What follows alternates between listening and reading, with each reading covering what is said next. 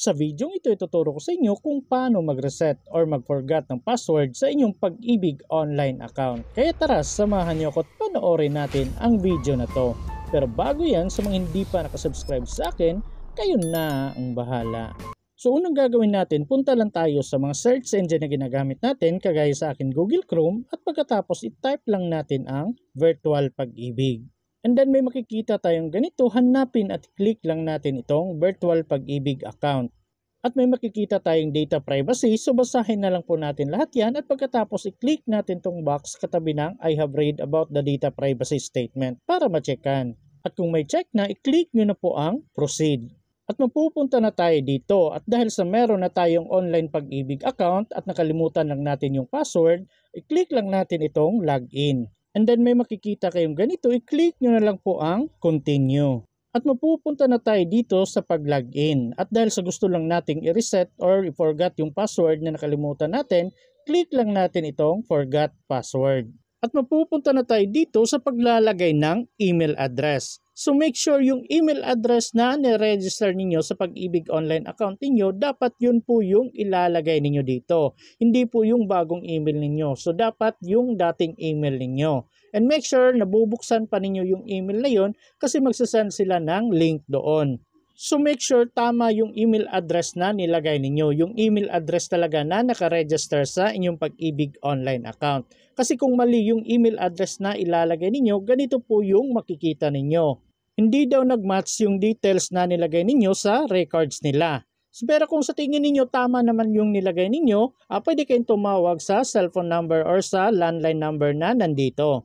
So ulitin ko, dapat tamang email address yung email address na nilagay ninyo nung kumuha kayo ng Pag-ibig online account. So dapat tama po yung ilalagay ninyo. At kung okay na tama naman lahat, i-click nyo na po itong verify.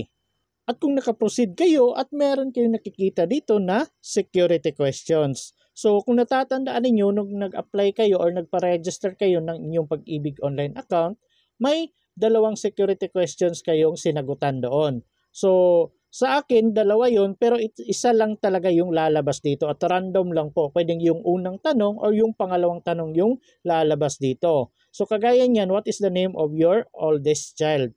So kayo nang bahalang magsagot dyan, dapat natatandaan nyo talaga yung tamang sagot na nilagay ninyo dito para makaproceed kayo. So for example, nalagay nyo na ang sagot dito sa tanong, i-click nyo na po itong submit.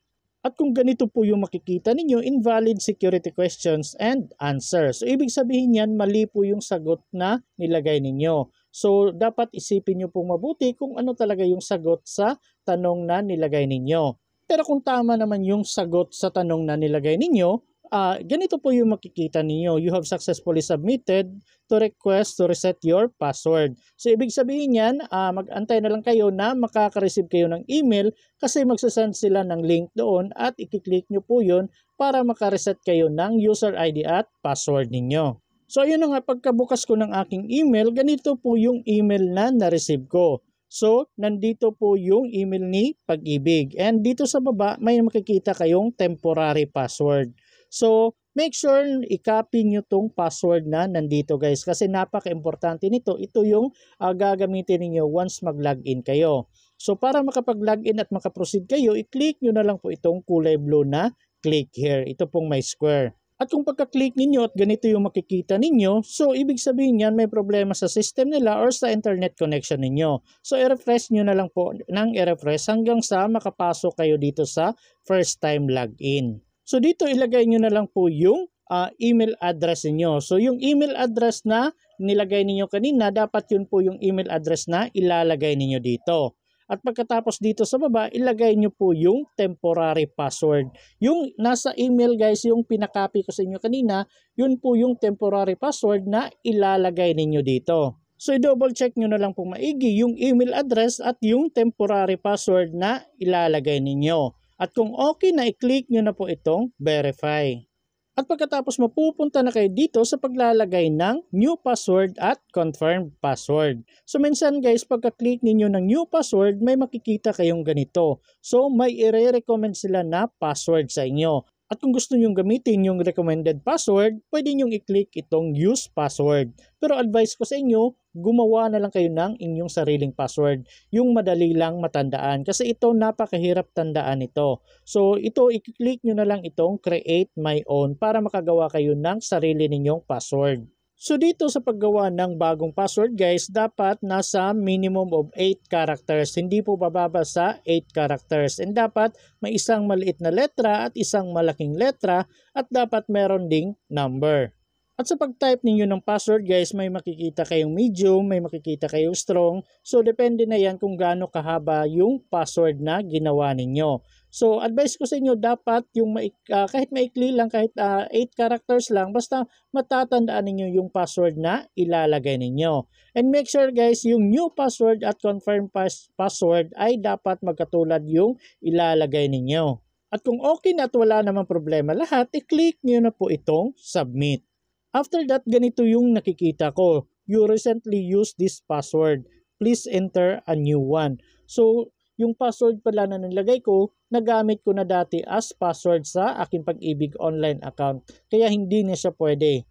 Pero kung pagka-click ninyo ng submit at ganito yung makikita ninyo, password reset successful. So, pwede na daw kayong mag-login sa inyong virtual Pag-ibig. So, para makaproceed kayo, click nyo na lang po itong OK.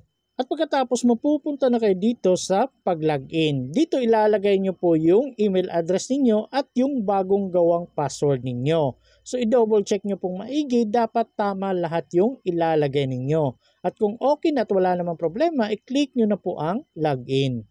And then mag-antay-antay lang kayo sandali, then makakapasok na kayo sa inyong virtual Pag-ibig online account. So dito marami na kayong pwedeng ma-avail, pwede na kayo mag-apply ng Calamity Loan, Pag-ibig Loan, Impito Savings, ganyan. So kung nakikita ninyo, yung last login ko is June 2022. So medyo matagal na kaya nakalimutan ko na yung password ng aking virtual Pag-ibig online account. So para makaproceed tayo, i-click lang natin tong tatlong linya dito sa taas. So dito marami na kayo makikita. So nandito na yung homepage nila, tapos nandito yung mga latest updates, yung mga announcement, yung mga news, tapos nandito yung mga products nila, yung regular savings, yung mandatory contribution, MP2 savings, yung voluntary savings. Tapos nandito yung mga housing loan, multi-purpose loan, calamity loan, tapos pwede nyo makita yung loyalty card plus ninyo dito. So kayo nang bahalang mag-explore kung ano yung gusto ninyong applyan. And by the way guys, kung gusto niyo mag-apply ng Pag-ibig Loan online, may mga videos na po akong ginawa kung paano mag-apply. So bali may dalawang paraan po yan kung paano mag-apply ng Pag-ibig Loan online. At sa mga gustong kumuha ng Pag-ibig Loyalty Card, may video na rin po akong ginawa kung paano makakuha ng Pag-ibig Loyalty Card online.